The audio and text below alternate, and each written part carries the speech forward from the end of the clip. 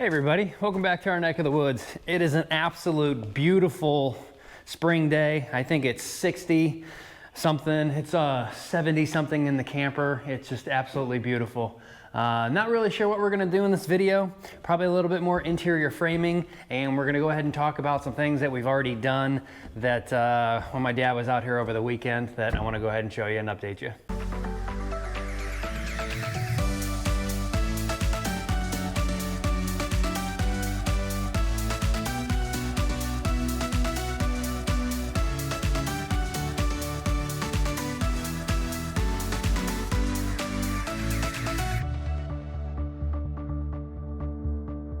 All right, so the first thing that me and my dad started doing was after we buried that conduit in the back and we got the 3-inch into the house and all of the wiring, it was a warm day, so we went ahead and we placed 2 more windows.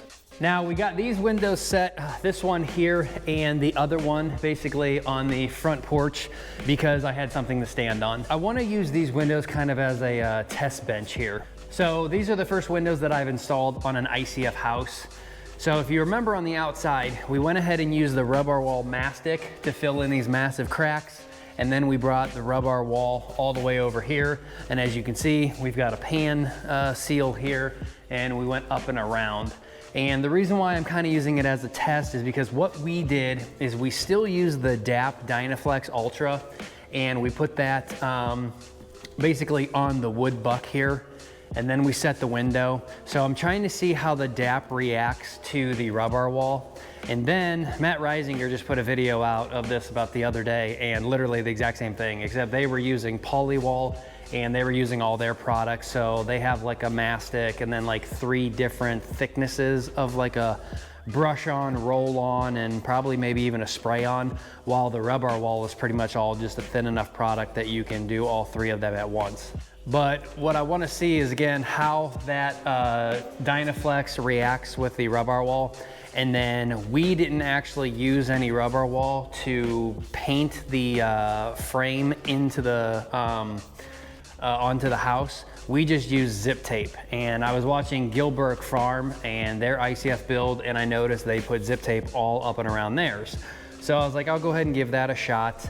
That zip tape sticks to absolutely everything, but again, the zip tape may have solvents in it. So as it's sticking to the part right here where there's the rubber wall, I want to see how that reacts. If the zip tape were to start to peel off, and I'll go ahead and play with it a little bit on the outside after like a few weeks. And if it starts to pull off, then we know that we can just go ahead and rip the zip tape off, and we'll go ahead and just rub our wall, the frame of the window, all the way up and around to the ICF, and basically just kind of glue and seal it down that way. I'm confident though, the zip tape should be fine. The other thing that I said, I wasn't gonna install any more windows until we got the entire outside of the house painted with rubber wall. But the reason why I went ahead and installed these 2 also is because I'm pretty confident that when we had that rain last week, it was going in completely sideways, and the rain was not tall enough to get over the underhang of the roof there and get on top of the window.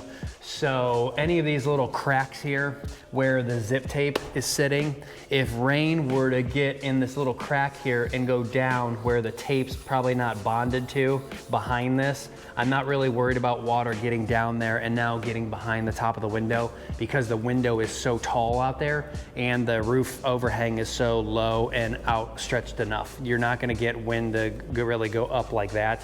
I'm sure you could in a torrential downpour, but one storm isn't gonna really hurt us. And I did go ahead and put 2 layers of zip tape, so we're even higher up now, closer to the roof. That again, I'm not really worried about anything. So we're gonna use these as a kind of a test to see how it works, and then we'll go from there. Now, on to more of the framing of the house. So first off, we got our pantry set. We have, once again, got an 8-foot doorway. It is gonna be a 32-inch kind of standard door. As you can see, we put it on an angle, so it kind of looks a little bit more cool, a little bit dividing up the room. We left some space over in here that we're gonna go ahead and put a counter and shelving up above with cabinet below. So that way, when you're, again, super, super dirty, you walk into the laundry room, you can take your muddy boots off, you can take your clothes off, throw them into the washer, you can clean up at a utility tub, and then if you're not that dirty and it's just a normal day, you walk in, kick your shoes off, and you're built in here, hang your coat up, and then for me, for example, I can walk around this corner, throw my keys and my wallet on here, and that just makes the end of the day a little bit easier. Both of these kickouts, where these boards are, they are out far enough. I don't like the look of a countertop coming up and meeting a wall head on. So we've got about 5.5 inches that the countertop will end right here, and you still have drywall to kind of go around that corner. We did that on both sides here, so they're out far enough. And if you guys look down on the ground right now at the little piece of zip board that we've got here, obviously that's a 4x8 sheet. That's exactly where the island is going to go. So this massive distance in here, that is enough for the countertops to come out. They're normal, like 25.5 inches, 26 right now, since we don't have drywall. So 26 inches out there. And I think last week, Matt did another video also about his cabinet guy was talking about distance in between stuff. And he was like, 38 inches, I think, is the norm. If you've got the space, go for 42. But if you've got a big house, go 48. And I was always planning on that because some of the model homes that Aaron and I walked through, I absolutely love 48 inches in between the island and the countertops. So if our oven goes on this side and our sink goes on the island, I can be sitting here and washing my hands and you have absolutely no problem with people walking behind you, or if Aaron's cooking or vice versa. If I'm over here at the stove, Aaron can be washing and doing something and you're not in each other's way. So we got a 4 foot in between the countertops. The only thing about this is the cabinet or the island will be 4x8 or a little bit less because of overhangs, but it's actually going to be 5 foot. So on this side, the granite will stick out a foot more than the cabinet so that we can actually sit here for breakfast seating and have an overhang, kind of like a bar stool. So that will be a little bit bigger than what you see there. Over here, we've got plenty of room for a long, skinny dining room table, and that dining room table can be 13 feet long if we want to go this entire way and sit our entire families at. And then where this island is placed, it is directly in line with the fireplace down there that I'll show you next. So as you're sitting here washing your hands directly in the middle of the fireplace, or in the island, you're looking directly at the fireplace, and you'll be looking at where the TV is gonna go, above the fireplace. So this is my first time building a fireplace. Please don't judge, but I made a little mistake here. I was planning on building out 3 walls here. So you've got the front wall where we're gonna put that like fiber cement board up against, so that way you can put your grout and stuff on and your concrete, and then put your stone directly onto it, mortaring it in.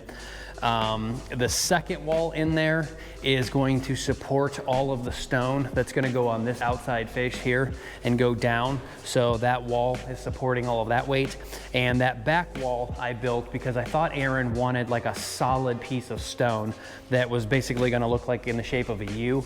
It would go around the wall there, around the front, and then around the outside wall there. But that got me thinking that that's just gonna be too much weight. So we don't need that little back stem wall there anymore because it's not gonna be supporting any weight. And then I built it on accident that I put this stud directly flush with the middle stem wall down there. And the reason why that's wrong is because when all of these studs go on here, I had that little gap there that the stone would have nothing to sit on anymore.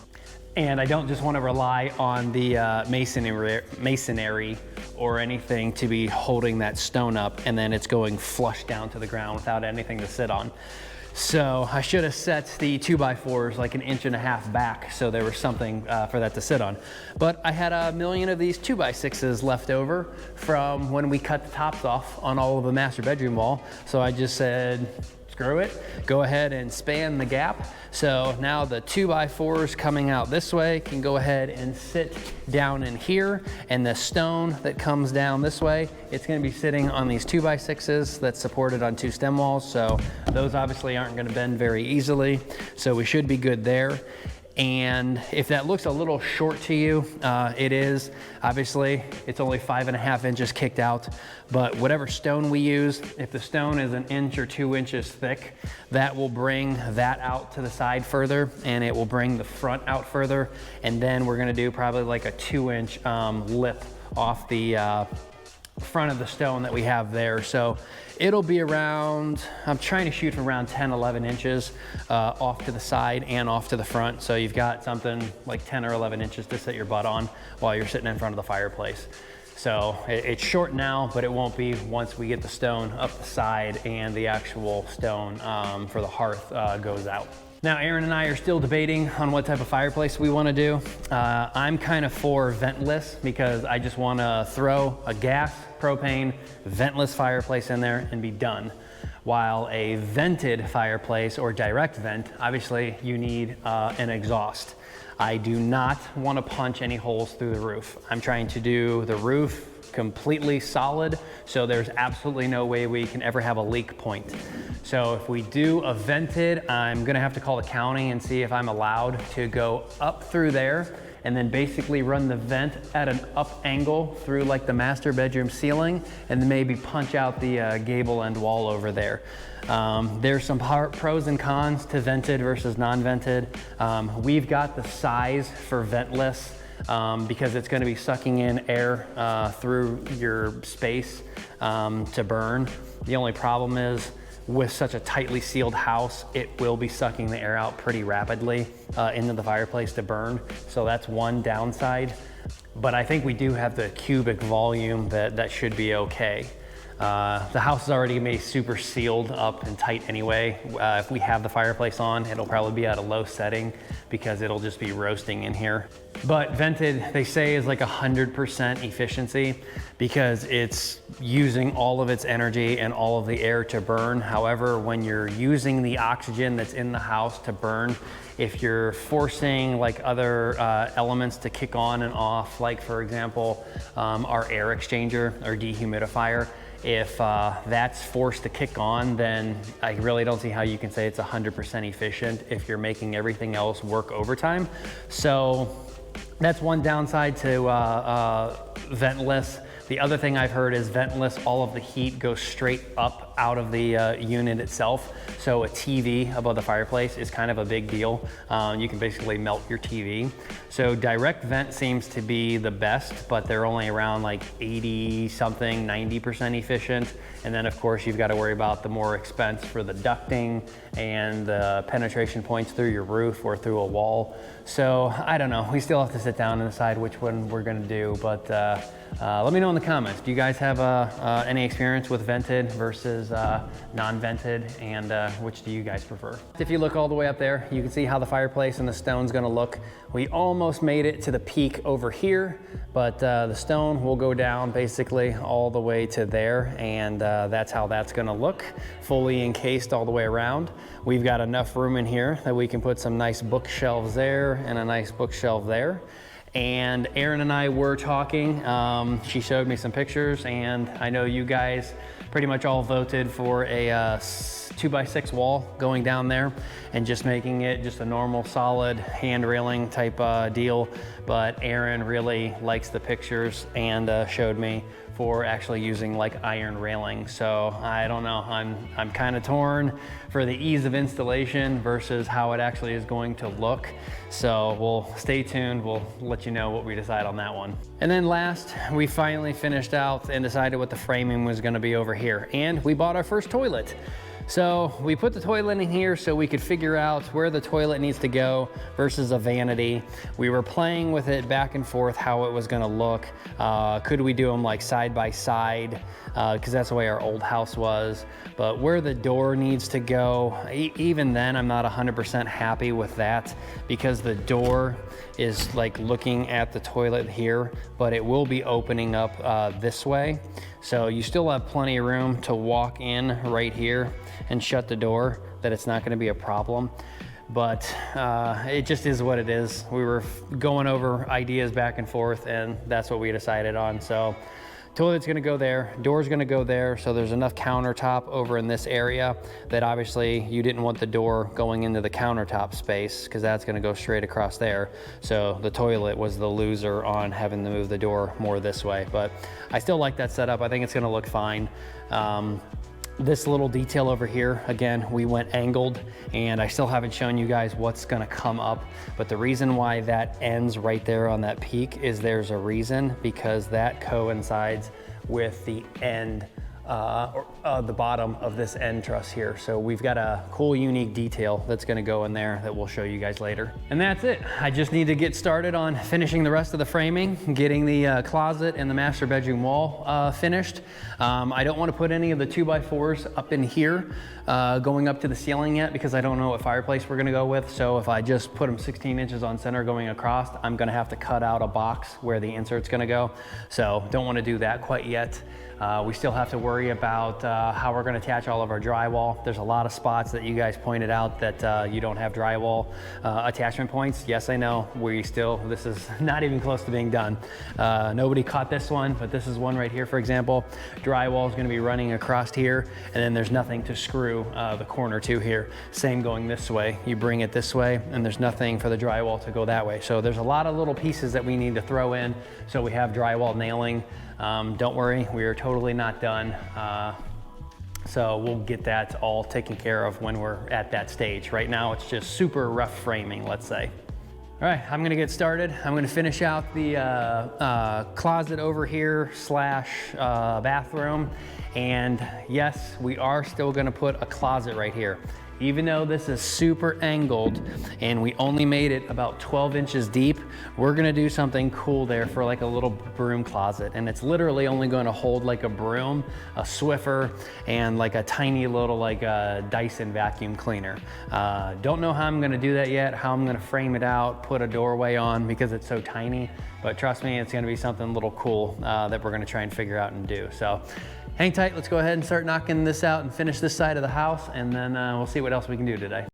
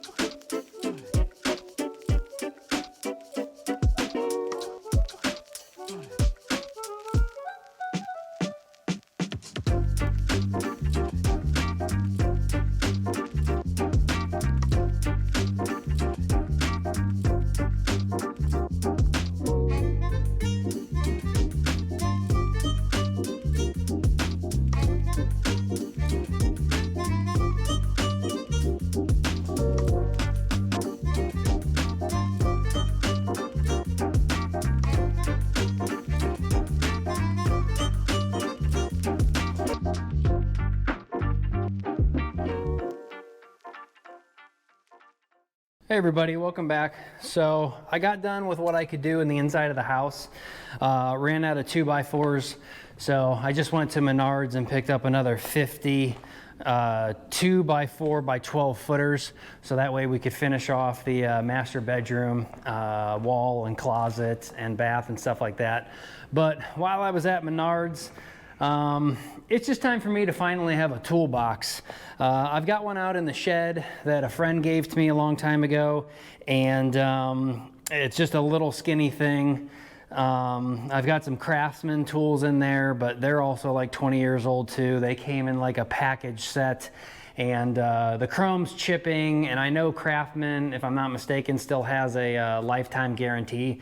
So any chipping on chrome or tools that break, you can just get them replaced for free. But I just decided it's time for a new set.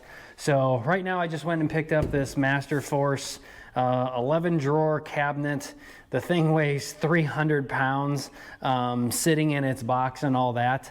So went ahead and took the box top off, used the box kind of like as a getting it out of the truck to set it on to kind of dampen the blow and put this handle on real quick. And then I took out all the drawers. So this video is kind of turning into my first unboxing video, but this thing's pretty cool. It still weighs an absolute ton, but we're gonna put the drawers back in it so that it was a little bit lighter weight so that I could do it myself. We're gonna have to put on the wheels to roll it around. It does come with an upper piece too that you can get, but it's nice. Quality seems okay. I'm sure it's not like a $10,000 Snap-on set or a I saw another YouTuber the other day unbox a free set from Teng, T-E-N-G. That kit seemed very nice. All the drawers can accept all like the tool pouches setting in their exact ways, and that's a very nice set, but right now it's on sale for like $7,500, and that's just not in my price range. This little one down here was only about 5 something, and the top is also about 5 something. But we're gonna go ahead and put it together real quick, and then I did pick up a few new tool sets that we're gonna put in here and see how it goes, and then we'll go from there.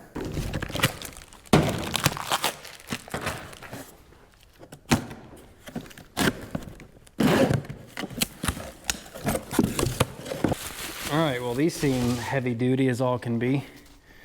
These casters are huge, and these wheels, these things weigh a ton. So those will be nice.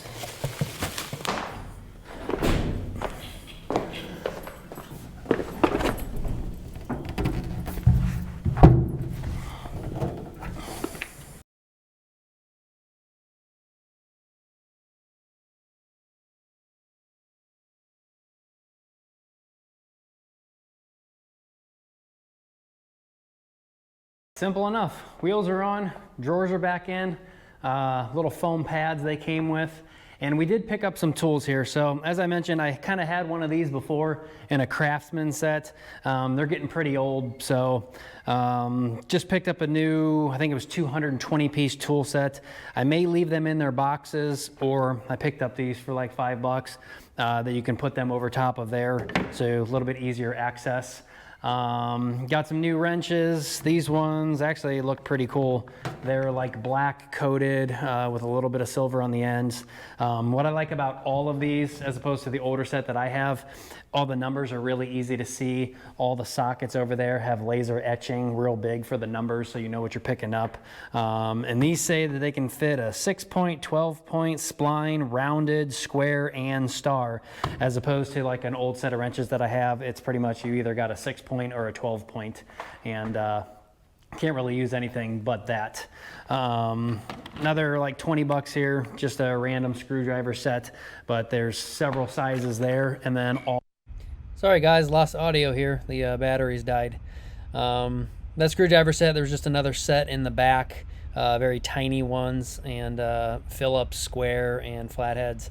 And then right here, I just picked up another impact set. So that's the only other thing that I was showing. It's a 150 piece set. And I'm just gonna go ahead and throw it in here and grab some tools from out in the shed and throw it in there. And we'll leave the Craftsman set out in the shed to work on the tractor, but this brand new set will be for the cars and anything else that we need to get, which is going to be a heck of a lot easier to go down into the garage and get something than in the winter having the truck through the mud and the snow and stuff to get out to the shed. This will just be super easy access right there. All right, we are all set and put away. Unfortunately, those little socket holder things didn't work. First off, I don't even have all the sizes, and I would say 50% of them don't go down over top of it. They, the inside hole of those sockets won't go down over these spikes, so these are pretty much pointless for me. But this first drawer, we'll just kind of leave it as this. All the most needed tools, we'll have to just leave them in their spots. But a little bit of everything in there. Drawer below, we got a hammer drawer, we got crescent wrenches and Allens that I need to bring more in. This will be like the air tool, even air power for my ram shot. We got all of my electronics and impacts and bigger air tools and stuff. We've got wrenches, pliers and cutters, all of my kind of taping and little miscellaneous electronics, and this thing's cool. I don't know if you guys saw me using that the other day, but a laser tape measure. Pretty cool. The only thing I don't like about it is I got to turn off how to figure out how to make it not so sensitive. For example, it goes down to like the 30 seconds. I don't need a 30 seconds. I just need 1/16 to get close enough. We got screwdrivers, and I knew I had another set of electric screwdrivers. I bought these the other day that I was using in the last video when we were hooking up the panel, but these are another rated 1000 volt screwdriver set. And then just miscellaneous drawer. So we're already completely full, so I'm definitely gonna have to get that upper top to put more stuff in. But both of them, these are kind of cool. They've got a surge protector on them, 4 outlets on this one, and 2 USB that's external. So you can plug that in where we got over here. And the upper one has an internal one where the upper lid opens up, and then you can put like your batteries in there and have everything charging in there on a surge protector, and then you can shut it and lock it. So if you were to leave like your shop or workplace, no one can really steal your most expensive stuff like your batteries, but they can stay charging on there and they don't have to be on the external one. So that's cool, but we're definitely gonna have to pick that one up one day. So I'm gonna wrap this video up here. It's getting kind of long. Sorry, it was boring probably for most of you, unless you like to see tools and wanted to see more of the inside design of the house that we got. Let me know what you think, where the bathroom is, and what sort of cool like internal closet thing we can make that will kind of pull out almost like a secret cupboard kinda for the broom and stuff, because it's gonna be real short, but we can make it as wide as we want, etc. And again, the vented or ventless fireplace, let me know what you guys think about that, and we'll see what we want to do with your guys' suggestions. Keep them coming though. Keep the comments coming. If you like the video, hit that thumbs up. Subscribe if you're not already. Turn the bell on if you want to get further updates about what we got going on, so you're actually notified a new video has been posted. And hit us up on Neck of the Woods 2020 if you guys need a personal message us, or see any other pictures that Aaron takes and posts around. And I am going to post a picture right now to Instagram that you guys won't be able to see. I want you to see how the box is going to look with a 3-inch conduit going up in there that some people were asking about, and we don't need to throw that in the whole video, but check us out over there if you guys need to again see more stuff and get in touch with us. But again, we're going to wrap it up here. Thanks for sticking around. Hope you enjoy the video again, and we'll see you next time. Take care.